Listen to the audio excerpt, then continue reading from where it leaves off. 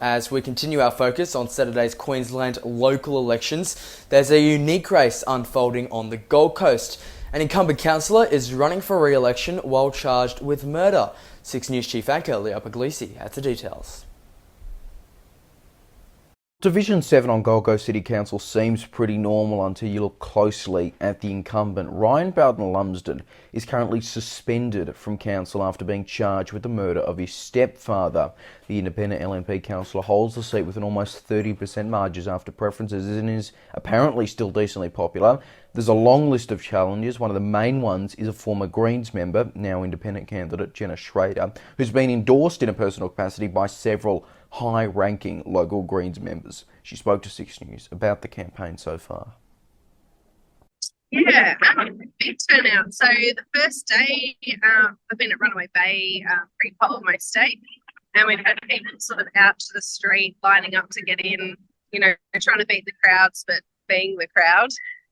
We were on the news that Monday night, so Tuesday was also really, really busy. It's tapered off a little bit today, but I've got lots of people coming through from Division 7, which is really great to see. Yeah, now it has been interesting seeing how the pre-polling has been ongoing because, again, my understanding is, there's all these divisions and plus mayoral in certain areas. There's not a one spot for one division, which seems a little odd. Are you finding that it is a bit hard to get your message out when you're not sure if the person who's approaching the area is necessarily from the division? Yeah, unfortunately, we didn't get a polling booth in Division 7. So the candidates here have had to sort of spread ourselves thin between 3, 4, 5, depending how many volunteers we have. I've been focused mostly on Runaway Bay, so it's mostly 2 divisions here. Sometimes we get a Division 2, but we're in Division 4, so we sort of have people at the end who are determining where people are from, and then we can all sort of, put our flyers forward and have a chat. But yeah, it does make it a little bit harder. I am certainly looking forward to election day when it's going to be a bit more straightforward, and everyone coming into those polling booths will be from our area. But that's just part of it. We've got 9, I think, pre-poll booths on the Gold Coast.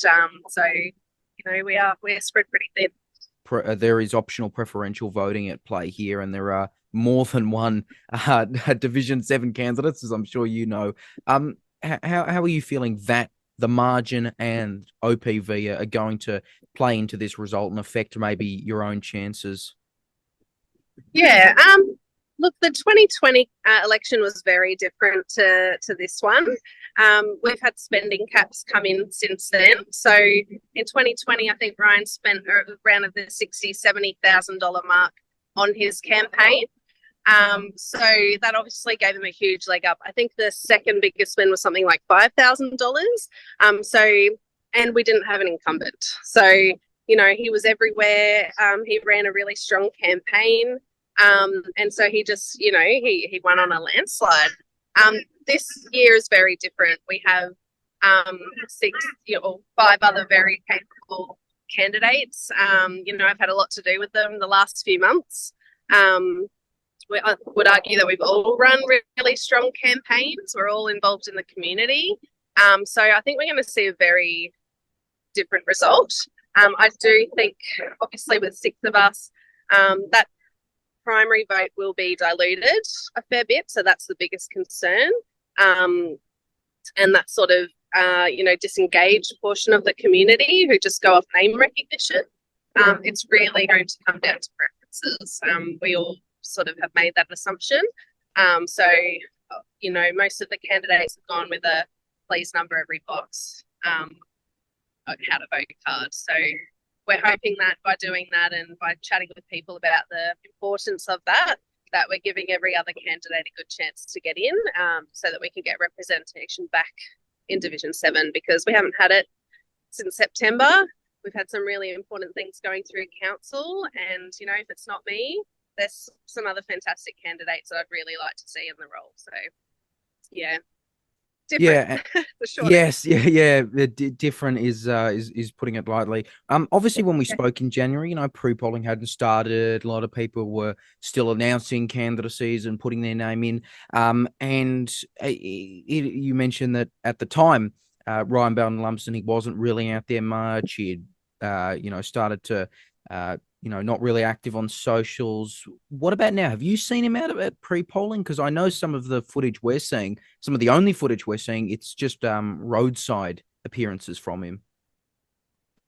Look, his campaign has been one-way communication. So he's been out twice a day, nearly every day, I believe, morning and afternoon. He's been by the road waving. So unless you're very engaged and you pull over and have a chat with him, it has been, quite one-sided.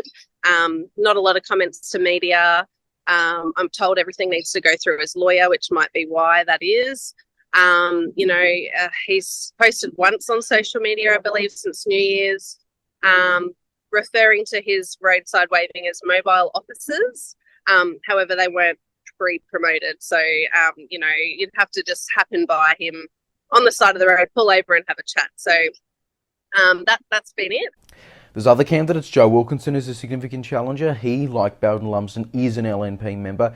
There's also Edward Saroff, son of former councillor and current mayoral candidate Eddie Saroff. The margin is significant, and depending on how things go, if Bayldon-Lumsden is re-elected, he could be suspended again in a by-election held even as soon as later this year. And don't forget, 6 News is the only news channel with live coverage of the Queensland local elections from 7 p.m. Eastern Daylight, 6 p.m. Queensland time on Saturday, March 16.